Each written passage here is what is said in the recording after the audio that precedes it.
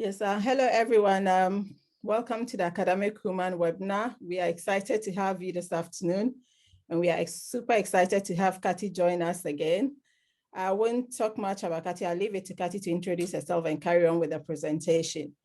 But I'll just quickly ask, the Academic Woman is, sorry, excuse me, it's a quarterly magazine for women working in higher education and in academia.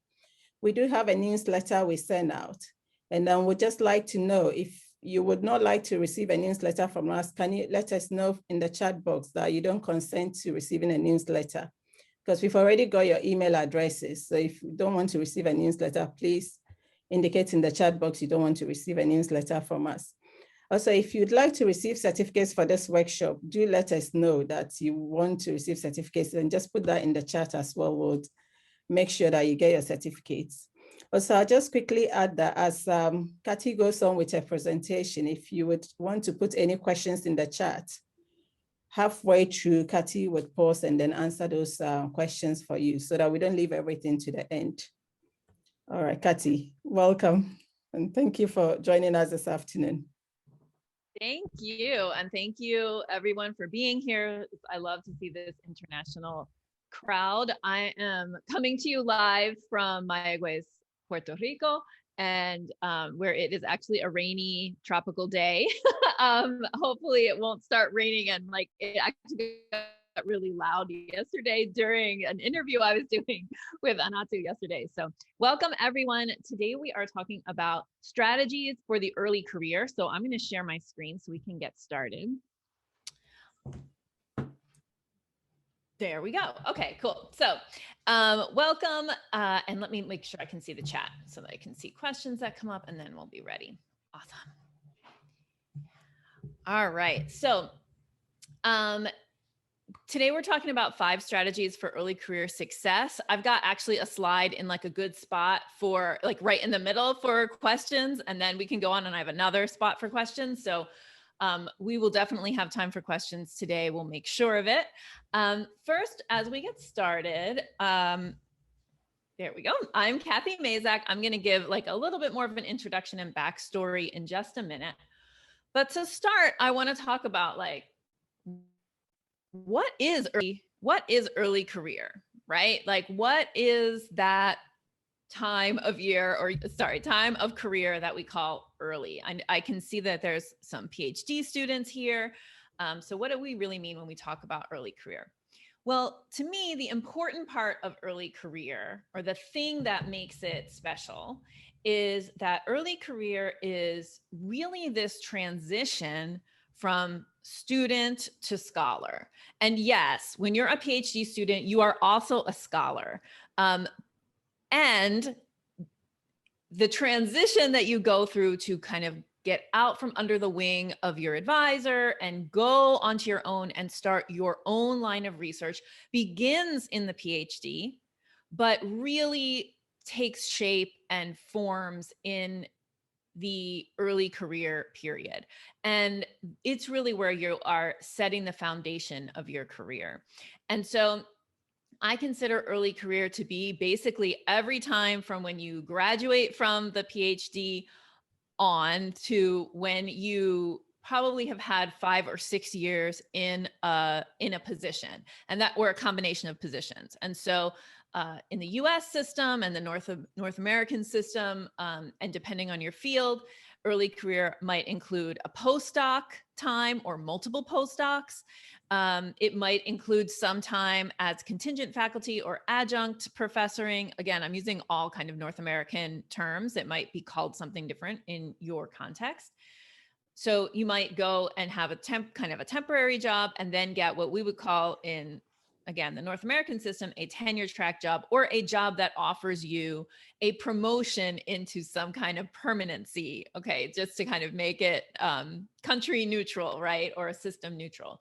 So that, all of that beginning period, that kind of coming out from the wing of your advisor and making your own way, and what I like to call the process of designing your career, which is a really intentional process, is the early career, up until when you get a promotion, either up until 5 or 6 years in, 7 years in, or depending on your system, Sometimes we also mark mid-career at, like, for the US system, when you get tenure, or in different systems when you get kind of different levels of promotion.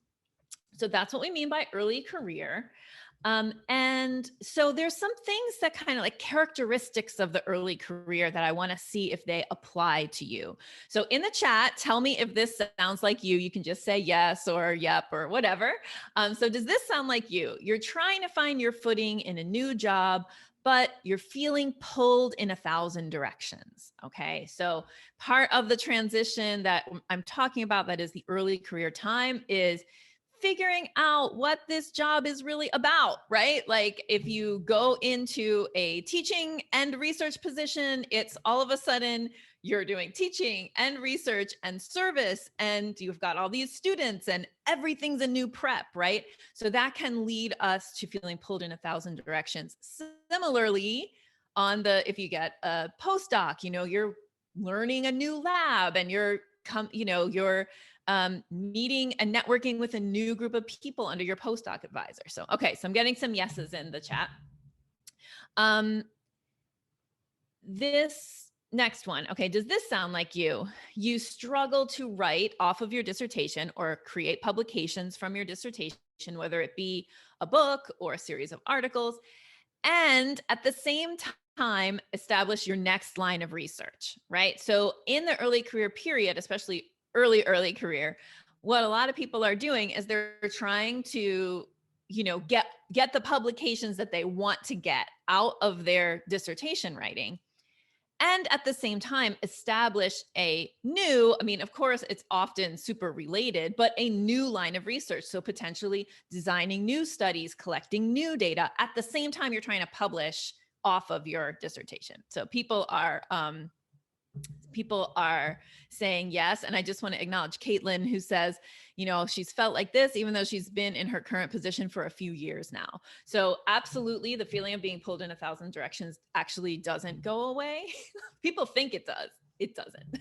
Or you have to do some things that we're going to talk about in order to make it feel less like you're pulled in 1,000 directions.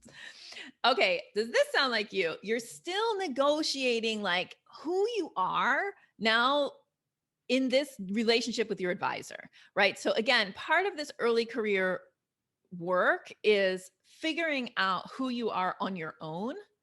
And sometimes we have fabulous relationships with our advisors, and it leads into fruitful collaborations with other students who are in the advisor's world, who are now professionals. And, there could be that all this positive awesomeness. But for a lot of people, or what often happens is that you kind of get out from under the wing of your advisor, and you either feel like you're not sure what to do and how to stand out and be your own kind of scholar. Or sometimes people get out from under the advisor's wing, and then they actually disagree with something that their advisor has been doing, or want to start a line of research that kind of contradicts something that the advisor has been working on. And then that's a hairy situation too. So yeah, Janet says she works in the same department as her advisor. Oh my goodness, that must be tough, because there you are, always, my husband's in that situation too, kind of always the student. So you got to figure out how you're going to break out of that identity in that relationship, and go from the relationship of student advisor or mentee mentor to colleagues, right? It's tough. Okay, a couple more of these. Does this sound like you? You live with this kind of constant voice asking you in the back of your head, am I writing enough publications for promotion? Am I producing enough? Because a lot of times early career, in addition to trying to figure out who you are as a scholar and start new lines of research, you're also kind of trying to figure out what your institution is like, and trying to figure out what your institution is expecting of you, because it's not always clear. Okay. So if you've had this feeling, asking yourself, am I doing enough? Am I writing enough? Am I going fast enough? Then you can, let us know in the chat. Yeah, Christina says, I'm starting to publish from my PhD, but I also feel like it's hard to pin down what I want to do next, right? I want to research too many things. Yes. Absolutely. So does this sound like you? I think this is the last one. You're not sure if you're publishing the right things in the right places to lay the foundation of your career. Okay. So part of the struggle early career is really like figuring out your niche, like who you're in conversation with, who do you want to be in conversation with versus who maybe you're expected to be in conversation with. And that, that question leads you to like maybe approach publishing like, I'm just going to publish anything I can anywhere, which is actually not a great strategy. And we're going to talk about that today. So great. Dorada says, I think my supervisor also tries to figure it out from time to time. Yeah, it's not easy, right? To renegotiate that relationship. Okay, so you're in the right place today if you want to feel confident that you're paying attention to the right things in your early career. I hope you'll really leave today with these 5 strategies that are like almost like 5 things I want you to go off and think about. You're also in the right place if you want to take hold of your career and continue with focus. Okay, that's something when I say focus, I mean like that you have a clear direction in your career and your career is all about one central thing. You're in the right place if you want to feel confident that you're publishing the right amount in the right places. Okay, and that's related to that focus idea. And you're also in the right place if you want preparation for promotion to feel, I use the word easeful because it's not easy, but I also think that it could be more full of ease and not be so, feeling like you're on a runaway train. So, so that's what the kinds of things we're going to be talking about today. All right. So what you'll learn today, how to approach your pipeline to publish with confidence, the biggest secret for project management success, the actions you should be taking right now to make your early career more easeful, right? Not necessarily easy, but some ease in there and a little bit of breath and space, right? Okay, so a little bit about me. I got pregnant with my first daughter on my first year of the tenure track. This is a little bit of an old picture. They look so small here. My oldest one is 14 now. And that caused me to really have to, develop that kind of focus in my career because at home I was completely focused on her. She took all my attention. She, if you were in the same room as this baby, you could not she wouldn't just play by your side. So there was no extra grading time on the weekends or, oh, I'll do some writing on Sundays. No, she was very, she still is kind of a person who loves your attention. And so that kind of being shoved into motherhood, very early career, was something that helped me get my career kind of in line and develop a lot of the strategies that I teach now as a writing and career coach. So maybe you can relate, I really struggled with managing my time to write and publish off my dissertation. I worried constantly that my data was getting old and that I wouldn't publish enough in time for tenure. And I struggled with knowing how to map out and hit my early career goals. So how to create a pipeline that was going to flow in a way that when I went up for promotion, I could feel comfortable there. So what I want you to imagine feeling is calm, focused, and confident in your early career, using some of the strategies and some of the support that I'm going to offer today. Okay, so that's all the preamble stuff. Let's get started. So strategy number 1, curate your pipeline. Okay, so I want you to think about your pipeline as an exclusive event. Not everybody, not all publications get into your pipeline. Okay. So just to be super clear, your publication pipeline, when I say publication pipeline, what I mean is basically all the writing projects that you have in play. And we even could extend that out a little bit and say all the research projects that you have in play that will eventually become writing projects, right? So you can think of your publication pipeline as starting with a research idea, right? You have research idea, you design your study, you collect data. This is different in different fields, right? So if you're a historian, you come up with a question, you go to the archives, you find primary sources, secondary sources. It's going to be different, right? Depending on your field, but in general, idea, data collection, analysis, time to write up, right? And that's when we usually think about the pipeline starting, but it actually starts before that, right? Time to write up, you just have to decide, okay, on this big data set, which parts, what is it going to be? Am I going to write a book because I'm in a book field? Am I going to write, articles because I'm in a field that values articles? What are the articles going to be? How am I going to divide it up? When am I going to work on first, right? These are all pipeline decisions. And then as you make those decisions, you're drafting, you're, maybe outlining, then you're drafting, then you're editing, then you're submitting to a journal, right? And then you have the revise and resubmit process after that. So that's your publication pipeline. And so I want you to think about all the things that are in your pipeline. It's really important that you have, I encourage you all, and in my programs, I teach different ways to graphically represent the pipeline, but you could do it with sticky notes if you want, but you need to have a place, a physical or digital place where you can see all of the writing projects that you have in play. And again, when I say in play, I mean in development, in draft, submitted, waiting on feedback, all the stages of the writing project. So when you look at that, the question I want you to ask yourself is, do all of these writing projects belong here?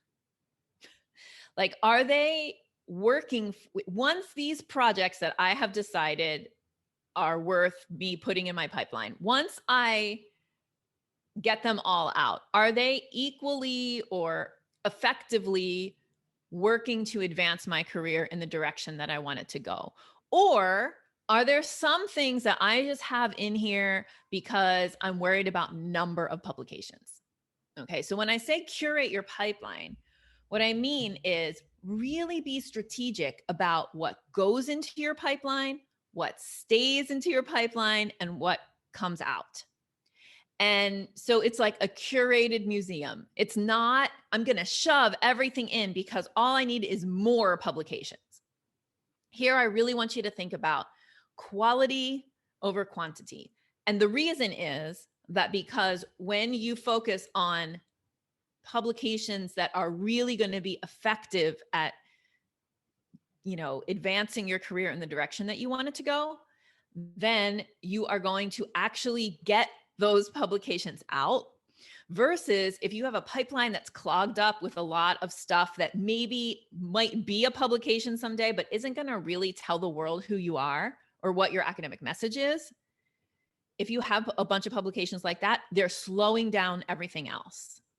So sometimes I like to say, you want to plan to publish fewer publications. And when you plan to publish fewer, you'll actually publish more.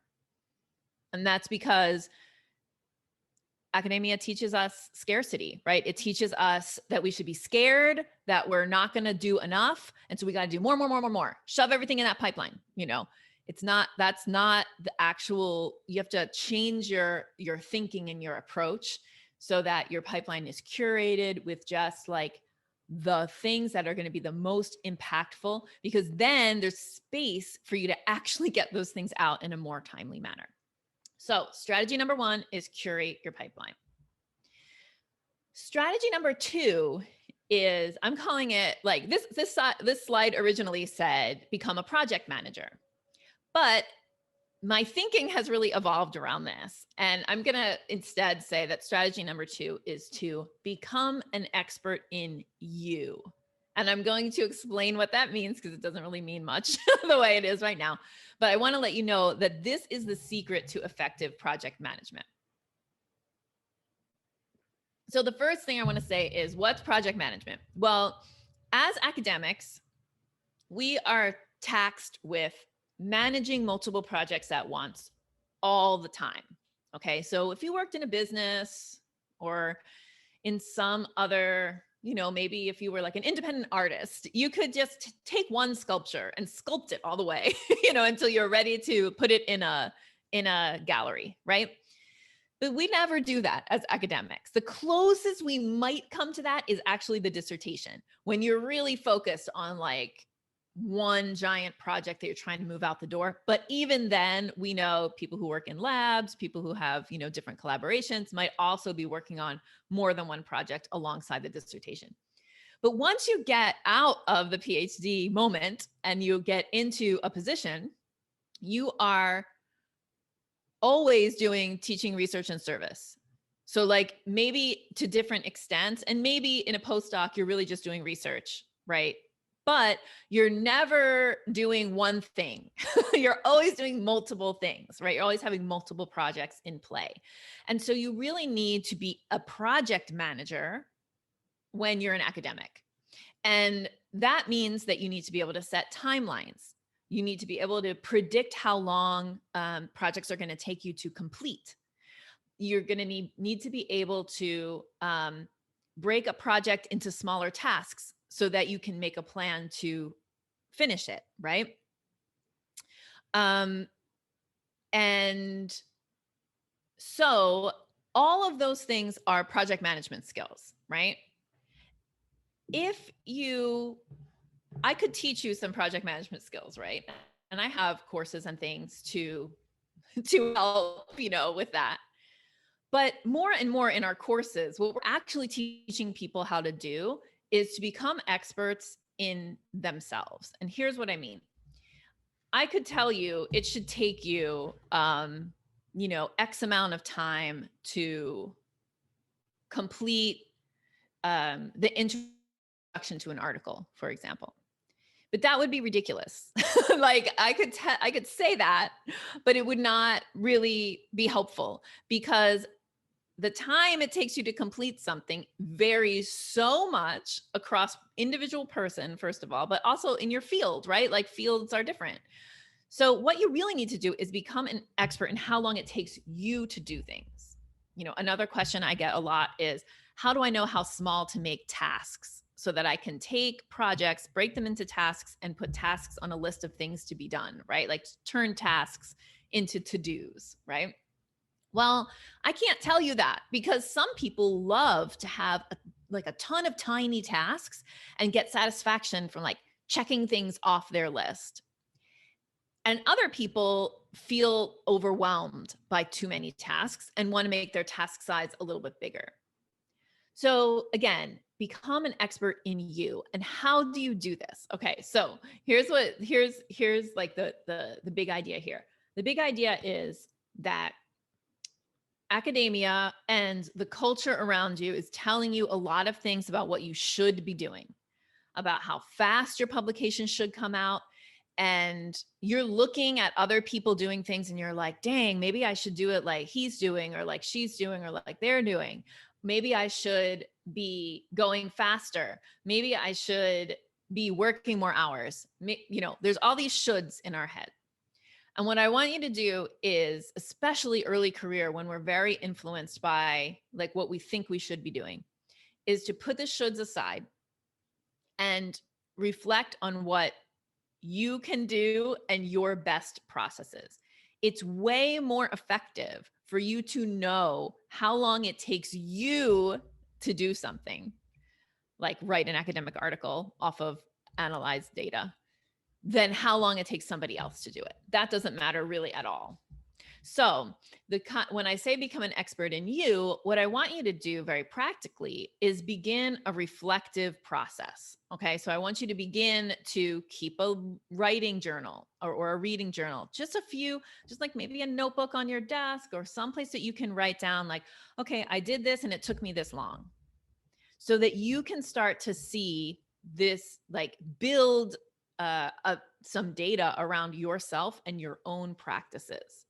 The other thing important here is to think about, not only how long it takes you to do things, but what motivates you. Okay. So a lot of times, so some people are motivated by external things, internal thing. Some people are deadline motivated.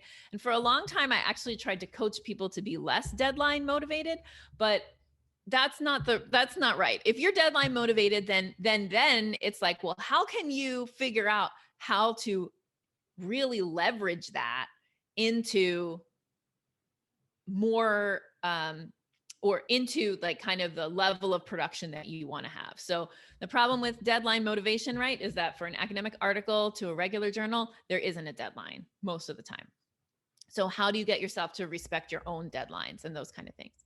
So again, become an expert in you means that you are going to do reflection on what motivates you the most, what is your process for writing? What is your process for getting tasks done? Do you work with a really great blocked schedule? Is it better to have kind of free flowing time and a list of tasks? You got to figure all of that stuff out for yourself. It's a process. In our programs, we help people go through that process. But that's strategy number 2, become an expert in you. And that is the most effective project management tool that I could ever teach you. Okay, after this slide, I have a spot for questions. So strategy number 3 is to define your relationship to your advisor on your terms. Okay, so we talked about this quite a bit in the pre-questions. It's really worth reflecting, like, what you want that relationship to look like and take action to pursue that. So for example, if you feel like your advisor wants to keep you a little close and you're ready to kind of spread your wings, then this is something to have very clear communication around and take action towards. So that means that when your advisor asks you to collaborate on something, maybe you need to say no, and start to kind of put the boundaries that you want on that relationship.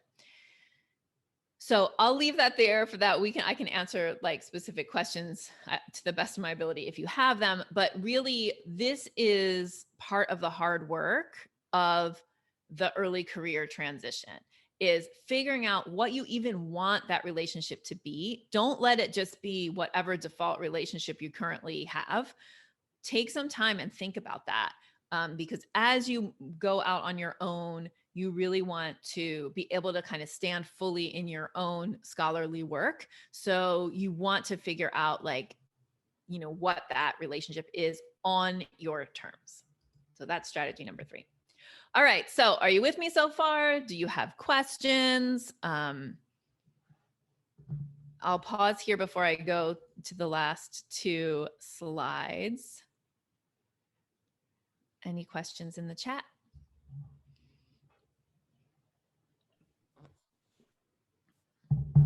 I can't see any.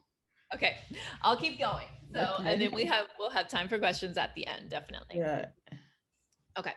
So, strategy number 5. Connect with community. Okay, so I think that's something that the Academic Women magazine offers you. There's other communities also, where you could connect, but something that's going to hold you back in being successful early career will be isolation. And sometimes we're isolated because we're just so dang busy that we can't fit in, a coffee with a colleague, or we can't fit in, if you can travel, right? Like going to a conference or attending an online conference, or you don't want to spend a ton of time on social media. And I understand all of those things, but you need to have some kind of community that you connect with, that will sustain you through the early career period and beyond. And what I mean by community is a group of people who share your values. Okay. So if you want to find it, or if you value overwork and being busy all the time, and this kind of go overworky part of academia, then you need to go find people like that. But if you don't value those things, right? If you don't value those things, then you need to find people who value what you value. So definitely it's worth, and this is something that anybody who applies for, when you apply for funding or you apply for fellowships or these things, this is like kind of like pre-work that I think is really important, is to come up with like an academic values statement. So like a statement of, 3 to 5 things that you value. I value diversity in academic spaces. And then a couple of sentences why. I value transparency in, in communication. A couple of whatever your values are, figure them out so that you can find other people who have them and connect with them in community. And again, communities look all sorts of ways. The Academic Women magazine is building a community around the magazine. We have communities inside of our programs. So we have a program called Momentum, which is a co-writing community. And what we get on the Zoom and write together every day, or as much as you would like. There's many sessions each day that you can join. And so, and the kind of values, to give you an example, the kind of values inside of Momentum are that we lift each other up, that we celebrate each other's wins, that we don't feel competitive and jealous. We we really genuinely support people. We don't want to overwork. We rest when we're tired. We rest before we're tired so we don't get too tired. We respect weekends, like all of that kind of stuff. And I think too, what the Academic Women magazine is presenting in the content is also showing values, right? It's like, okay, we're going to lift women up. We're going to acknowledge women. We want to see other women, other examples of women, doing the work, right? And so that kind of connecting with community is really important. So I see a question in the chat. What is the best approach to finding a mentor in our field? So I'll answer that while we're here, because I think that in addition to mentors who you think of as somebody who kind of is maybe a little more advanced than you are, I just want to say that also communities that are peer with you are really, really important. So, so I'll just say that because that's the slide we're on, but also, so Nazli, the best approach to finding a mentor in your field, most, you might not just have one mentor. So you need to think about, what do you want mentoring around? A few things that are important to get mentoring around, or to have like a more experienced colleague that you can talk to. One of them is navigating your own institution.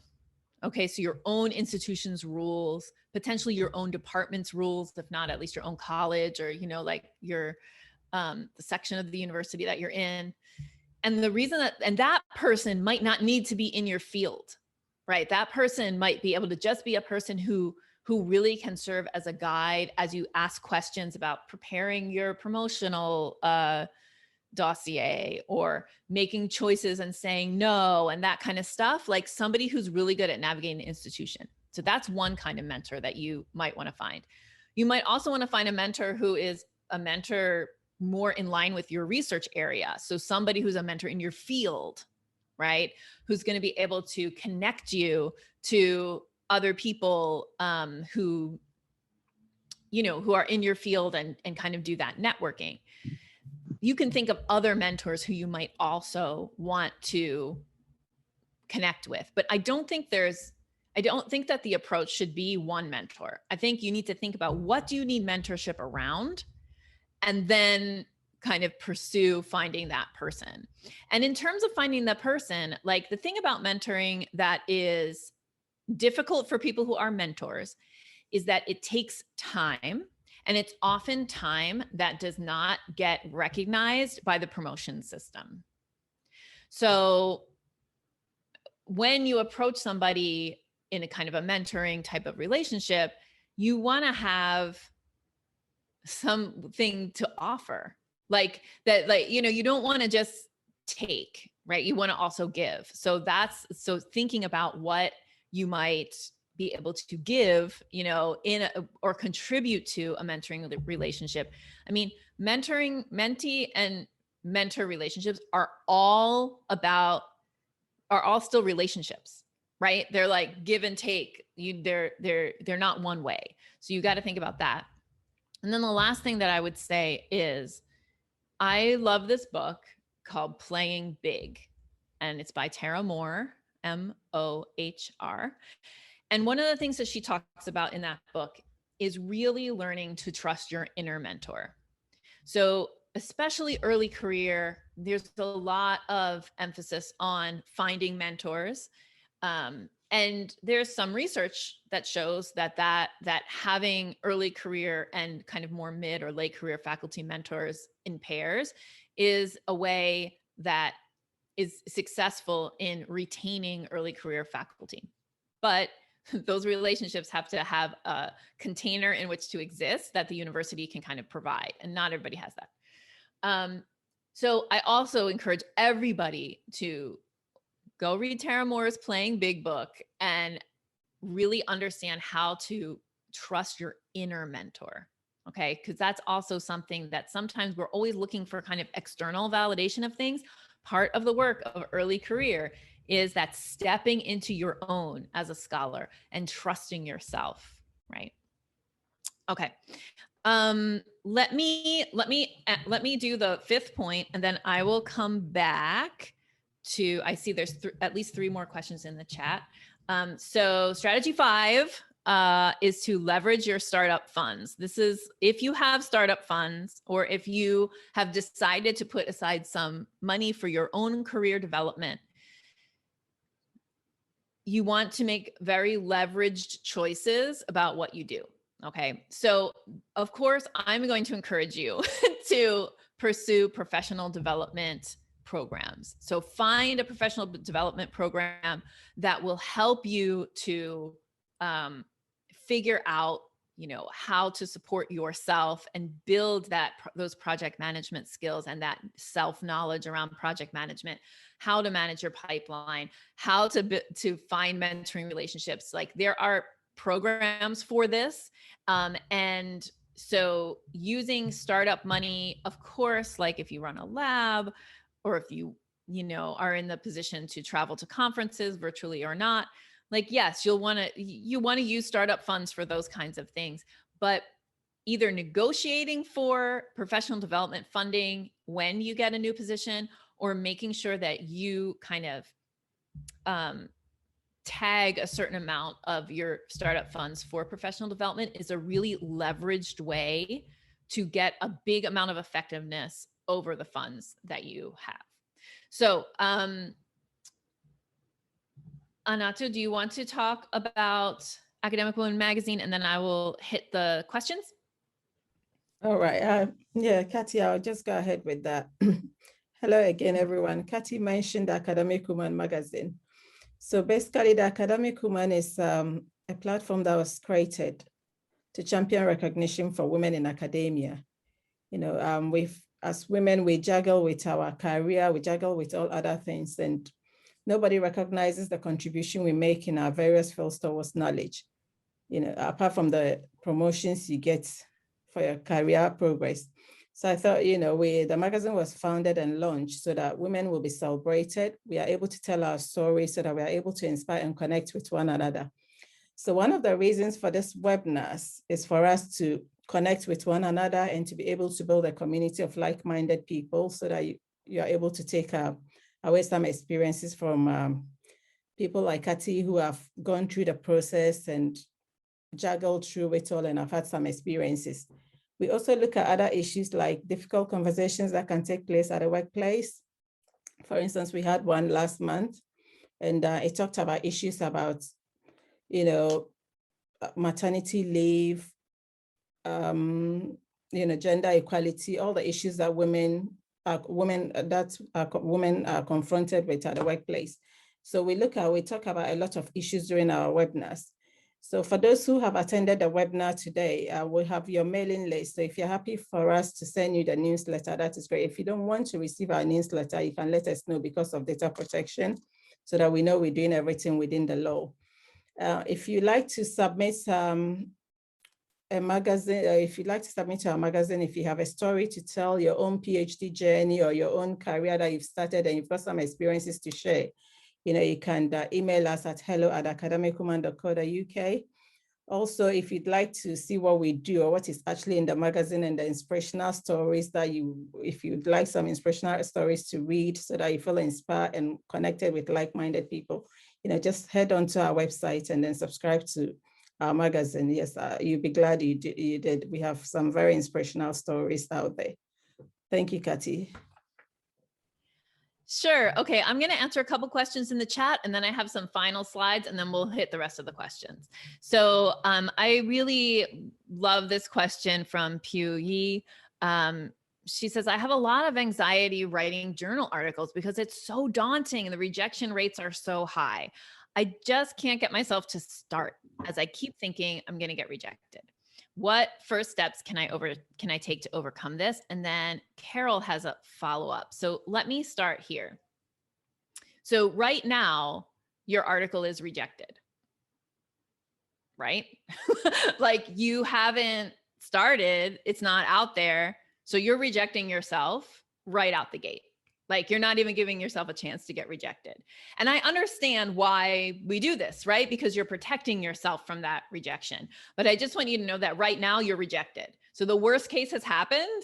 And the only place you can go is up from here, right? Like there's no, you can't get more rejected than you are right now by not submitting, right?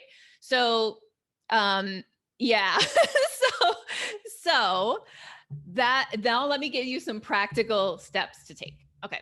So if you are worried about the journal articles, and if you've never written one before, this is my best favorite advice. Oh, I'll recommend Wendy Belcher's book, which is the 12 weeks to writing your journal article or something like that.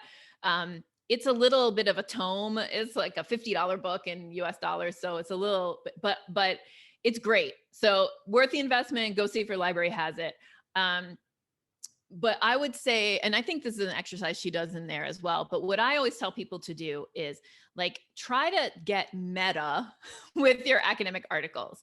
So, and what that means is what I want you to do is I want you to find an academic article in your field, preferably in a journal that you want to target, in the target journal, that you're going to go for, that you love. And I want you to outline it. It's called reverse outlining, right? I want you to read this published article that you love and you think is awesome, and that's in your field, and maybe the study is kind of close to your study in terms of format or something. Read it, and I want you to write an outline of it. It's reverse outlining, right? Once you have that outline, then all you're going to do is switch that outline over to your information, like your research area. And so sometimes the hardest part of writing the journal article is, or actually, let me say, the hardest part of writing the journal article is mastering genre. And a reason, so I'm going to go to, I think it was Carolyn who said about desk rejects. So I'm going to talk about that in a second. But one of the reasons that people get desk rejects early when you're just submitting your first couple of things is that you actually haven't mastered the genre of academic article yet. And the only way you can do it is by doing it. It sucks. Like you got to do it, but you got to do it well enough to get a revise and resubmit. Then you've got to go through that painful revise and resubmit one time. And the next time you write an article, you will do it so much better. And it gets faster and faster and faster as you go on, through your career. So one very practical strategy, if you're like, I'm afraid of this, but I need to get started. What's the first step? Find an article you love, outline it, and then use that outline as a jumping off point for your article and fill it in. Work from that outline, because that's really going to help you with the genre. I'll say another quick thing that I love to say to everybody who's trying to take PhD work or a dissertation particularly and turn it into articles. A dissertation, if you write a traditional dissertation, like some people write now, like there's the possibility in some universities of writing like the 3-article dissertation. But I'm talking about like a traditional dissertation, which is still what most people write. It is a unique snowflake thing. Like you will never write a dissertation again. A dissertation is a dissertation. It is not a book. It is not articles. It is a dissertation. The rhetorical purpose of a dissertation is to graduate with a PhD.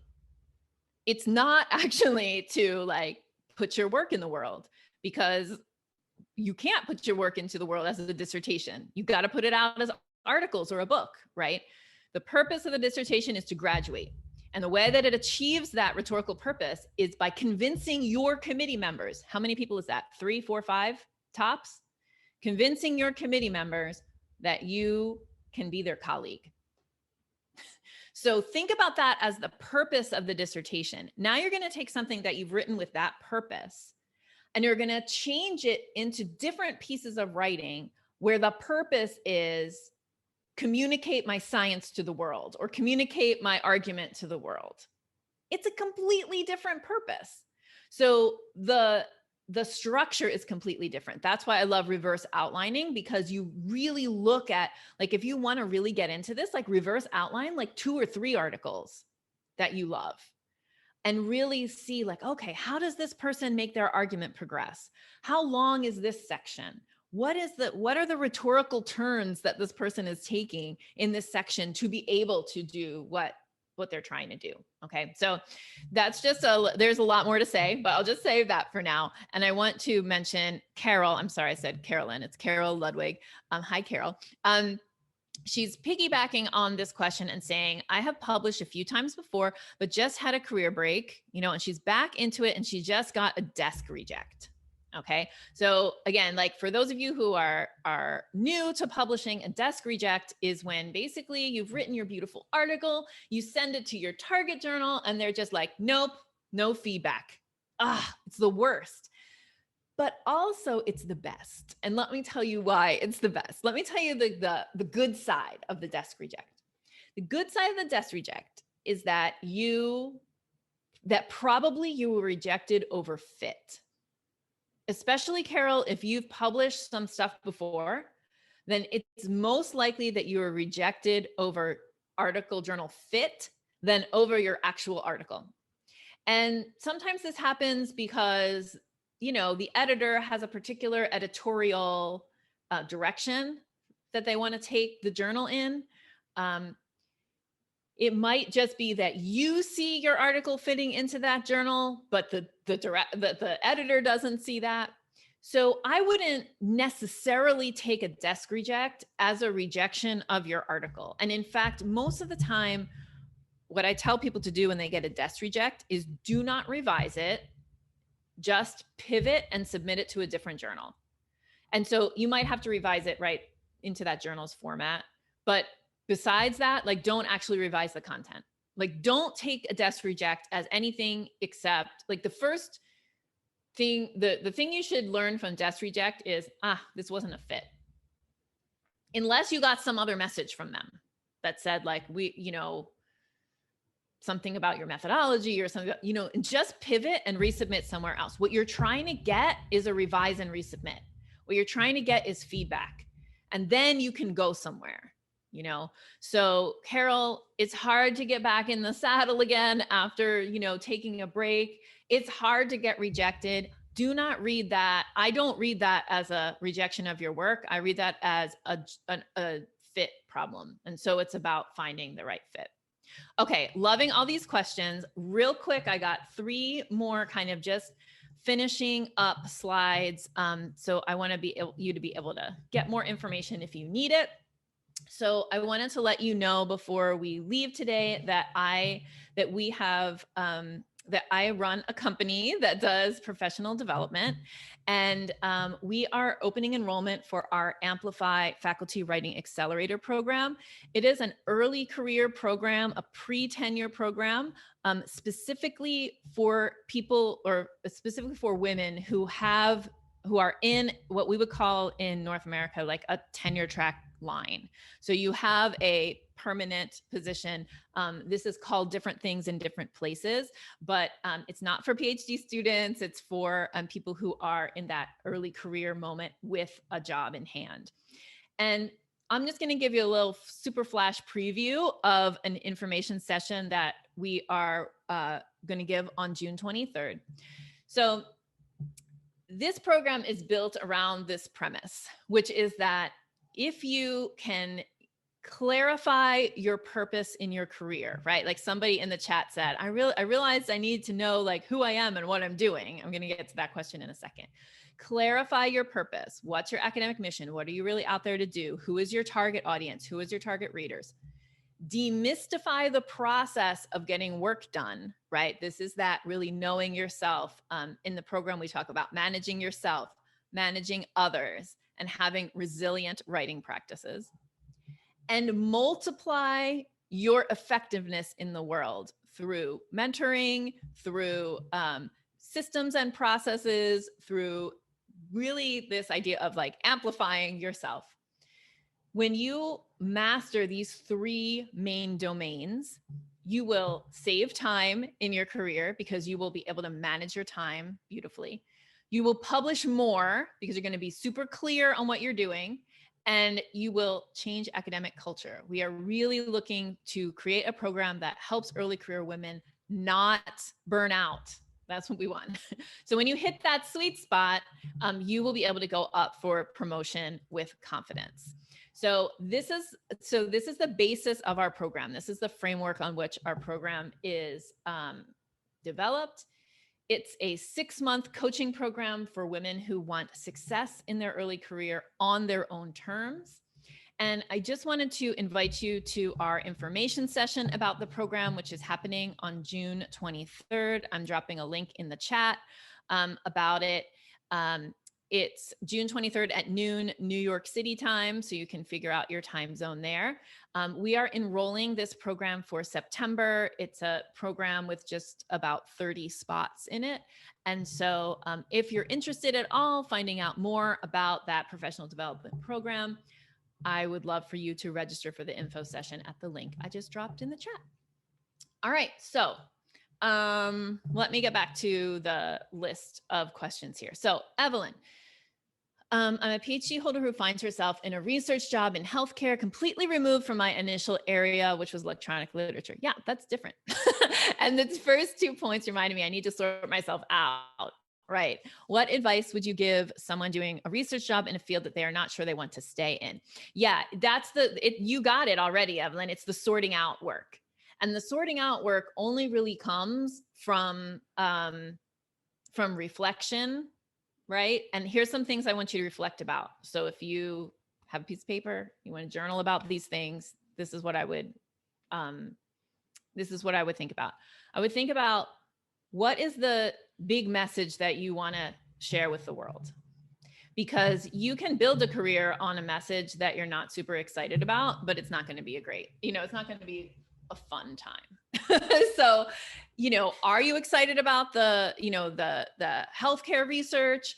Do you want to get back into electronic literature? This is like, you need to take some time, put hours in your schedule for reflecting and thinking about this, and really figure out like, what is my unique gift that I want to give the world, and what's the best container, whether it's as a researcher or doing something else, in which I can deliver that gift, right? So that's what you already know what you need to do. You need to kind of do that reflection to figure out what you really want. A lot of times, academic women operate in, I'll recommend you another book. The other book is called, I can't remember the name of it, but anyway, it's this guy, the author's name is Gay Hendricks, and he talks about zone of genius, zone of excellence. It's called The Big Leap. So he talks about this difference between zone of genius and zone of excellence. Your zone of excellence is like things that you do really great at. Like Evelyn, you're probably an awesome researcher because that you did electronic literature and now you're doing a research job in healthcare. That means you got some great research skills, right? So awesome. But is that your zone of genius? Like, so you're great at those things. And what happens a lot of times in academia is that we get burdened with our zone of excellence. Like, we're great at running a meeting. So then we are running all the meetings. We're great at teaching the 101 class. So we're always stuck teaching the 101 class. you know, like that kind of stuff. So you want to really think and make decisions like, am I doing what I really, like, I'm great at this. That doesn't mean that it should be the thing you do, you know, really figuring out, teasing apart, am I doing this just so I'm good at it? Or is this what I really want? Like, ask yourself what you really want. Okay, Robin says, as an ECR, is it better to aim for high impact factor journals all the time or try to be more varied? Such a great question. So, and it kind of relates to Carol's question, right? About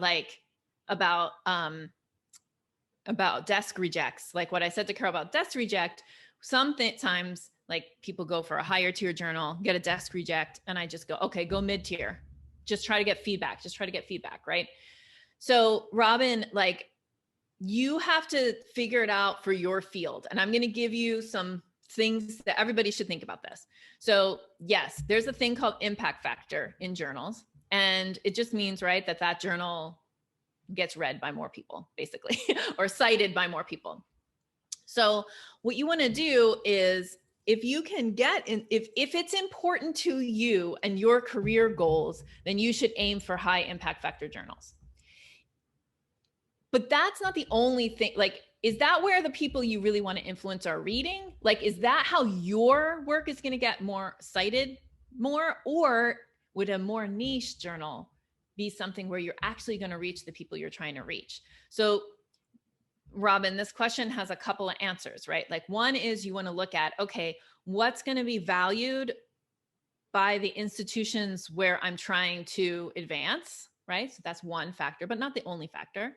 Another factor might be, who is my target audience? Like, really think about who, you know, how am I going to best reach my target audience? Who do I want to be in conversation with?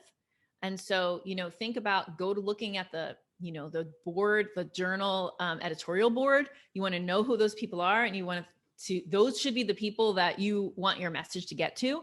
Those types of people, you know, are the people in those, you know, those actual people. So I think it's something that you have to negotiate, but you need to negotiate it based for yourself, like based on your own goals. Like, do you need to be in those high impact journals? Or are you actually going to be more effective being in a slightly lower impact journal that's more niche, that's like, that people are actually, you know, reading and communicating around? Okay. So Robin has another question. I feel like I'm in a vicious circle. I've been working full-time hours whilst trying to write research papers. Yep. I'm constantly applying for academic jobs. I feel like I can't get my foot in the door because of my lack of publications. Yeah. Do you have any recommendations on how to manage aiming for an academic career whilst not working in academia? I mean, the thing, I think I see it as like this idea of the, you know, where you're going to put your time and energy. So if you don't put enough time and energy into the publications and the job search, it won't be fruitful. Like, it can't be. So if you're working a job and trying to do that, because of course you got to pay the bills, right? How can you take time away from that job really strategically? Like, whether that's like literally vacation time that you take, that you could then do a writing retreat for yourself and get work done. Is there an afternoon a week you could take off that would help you, you know, like to use that every day, every week, you know, once a week, as working towards your publication goals? Like, you got to figure out ways to like fit it in there. You do not have to write hours and hours a day every day, but you need to try to find like a regular time so that you're moving the publications forward at the same time as the job. And it just depends on how flexible your job is, like that kind of stuff. But you have, you know, maybe it might be worth it. I don't know your situation, but like if you have kids or something, and so on the weekends it's hard, maybe it means that for a semester you got to hire a babysitter on Saturday mornings and go, you know, to the library and work on your stuff, because that's going to have the payoff of getting you the job. So you have to, you know, look at creative ways to get it done. And it doesn't have to be a huge amount of hours, but I think you should strive for consistency. So Lillian says, similar to Pu Yi's question, different parts of the process. I have trouble finalizing the article to send out. Oh yeah, a lot of people do, Lillian, don't worry. I keep workshopping it and trying to implement more and more revisions, reduce the chance of rejection. Yeah, Lillian, you have to let the articles go. You have to let the articles go. Like, they're not going to be perfect. It's never perfect. Even when it's published, it's not perfect. So you really have to figure out what you need to do to get it submitted. But I would even start to tell yourself, like, submit it before you're ready. Like, write that on a Post-it note. I'll submit this before I'm ready. You know, because if you're never going to be ready. Right. So I think, many people struggle with it, but it's got to go out before it's perfect, because it won't be perfect. Okay, Joelle says, I would like to hear more about the pipeline. I feel it's a really strong and dense proposition. How specific should we plan? What goes in or not? If possible, do you have an example? Yeah, so this is exactly what I do in my courses. So it's not something I can answer in like in just like a few minutes. This is something that we would take you through a process of planning out your pipeline, figuring out what all the steps are. We do this in all of our programs. But what I'll leave you with today is your pipeline is your pipeline, and you got to figure it out for you. Like, you got to figure out, like, start by just writing down what are all the steps from idea to the thing is published in the world that I have to go through, that the writing or the work or the research has to go through, and start with that. And then you can start to refine how long things take, what goes in, and all of that stuff. This is a question. Okay, great.